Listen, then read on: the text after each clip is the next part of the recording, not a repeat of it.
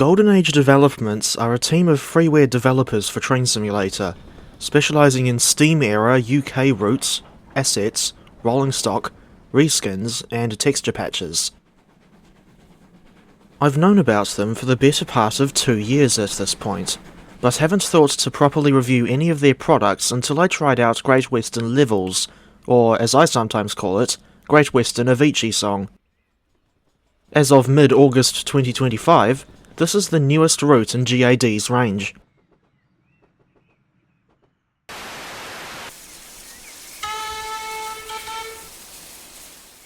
GAD released their Great Western Levels 1902 route on the 2nd of August, and it's currently available to download from their website. Links in the description.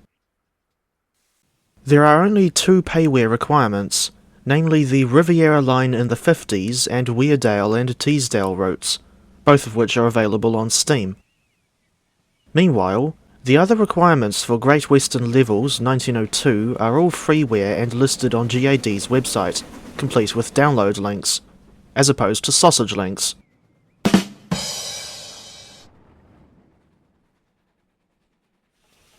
Although GW Levels may look like a perfectly normal Steam-era route on the surface, it actually has a really unusual concept.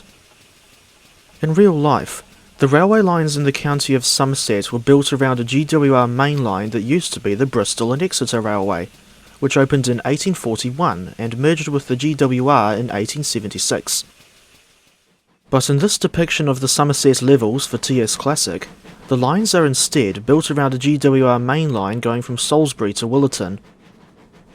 I'm not sure why GAD decided to do it this way, but it certainly puts a unique spin on the concept of a steam-era route. The route coverage extends from Willerton, at the western end, to Glastonbury at the eastern end, with one branch going north to Highbridge and another branch going south to Bridgewater, and the junctions for both branches are located between Stockland, Bristol and Paulet. Total route length is only around 42 miles, so make of that what you will.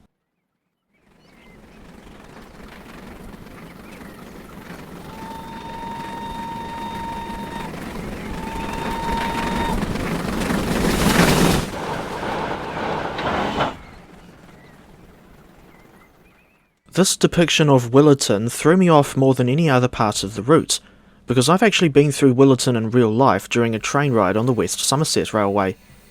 Video pending, although I didn't manage to get any good shots of Willerton Station itself. As for Highbridge, Bridgewater and Glastonbury, the closest I've gotten to any of those towns in real life were rounds of train spotting at Taunton and Tiverton Parkway. Again, video pending.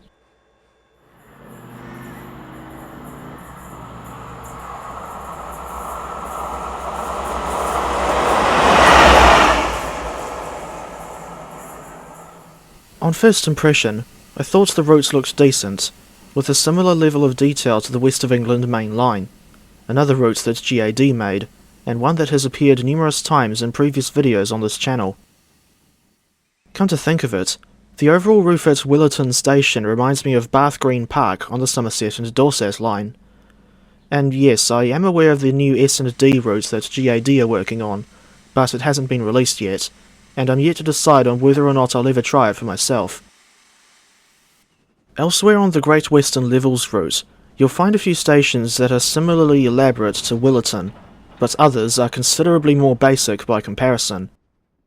Examples of such basic stations include Stockland Bristol, Huntsbill Holt, Willavington, and Street Road Holt, or as I call it, Street Beat Holt.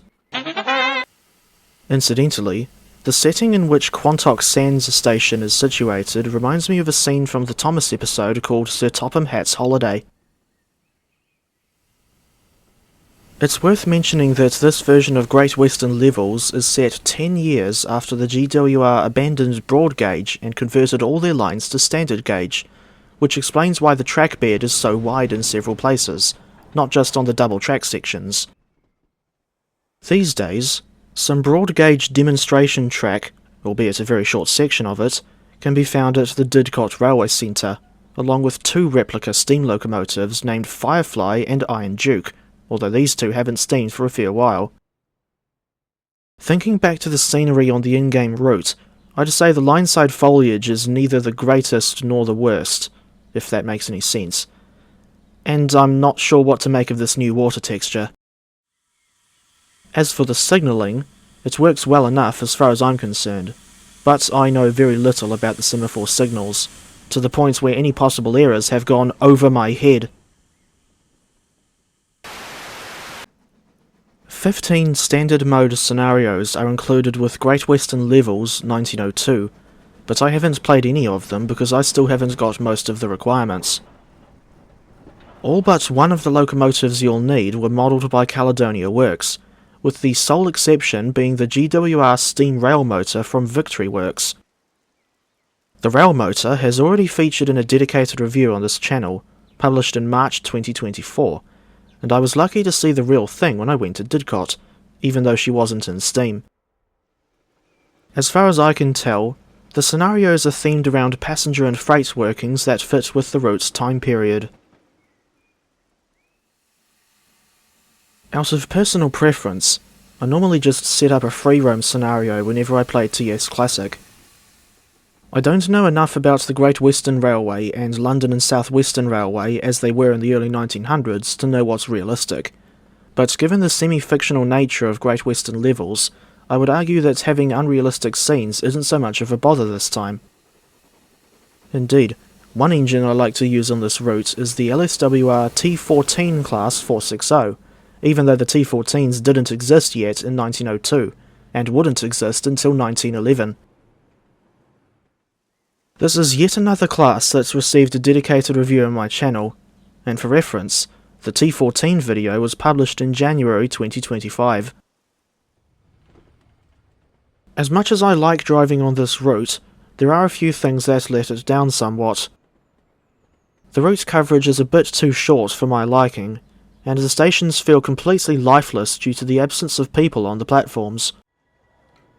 Thomson Interactive managed to do static figures for their Glasgow subway route, so I'm hoping to see Great Western Levels get the same sort of thing at some point, complete with period-accurate outfits, of course. The other thing I don't like about GW Levels is the inclusion of route markers for only 4 stations, namely Glastonbury, Bridgewater, Highbridge, and Willerton. This can slow down scenario creation quite considerably, and the whole process would be much faster if the other stations and yards had their own markers too. As it stands now, the only way to get to them in the scenario editor is by moving the free roam camera, and to be honest, that can get a little tedious after a while. So, what do I think of this new route from Golden Age Developments overall? Well, to be honest, I don't like it as much as the West of England main line, or WAFI as I call it, but Great Western Avicii Song is still a decent route in its own right. The non-linear layout helps to keep it interesting, as does the potential to run both express and local passenger services, not to mention mainline freight and dock shunting as well. However, there is room for improvement, especially where the lineside foliage and station environments are concerned, and I'd also like to see the route coverage extended at some point, not to mention seeing the route markers added for stations and yards that haven't got them yet. The early 1900s has never been my area of expertise, and this route's setting in an alternate timeline is, pardon my French, a bit of a mindfuck, but it's still nice to see any kind of suitable route for early GWR and LSWR locomotives in this game. Overall, I think Great Western Levels 1902 deserves a 6.8 out of 10, and if you've stayed watching right through to the end, you win a factory for putting food in tins that used to be owned by one of the James Bond actors. It's the Sean Cannery.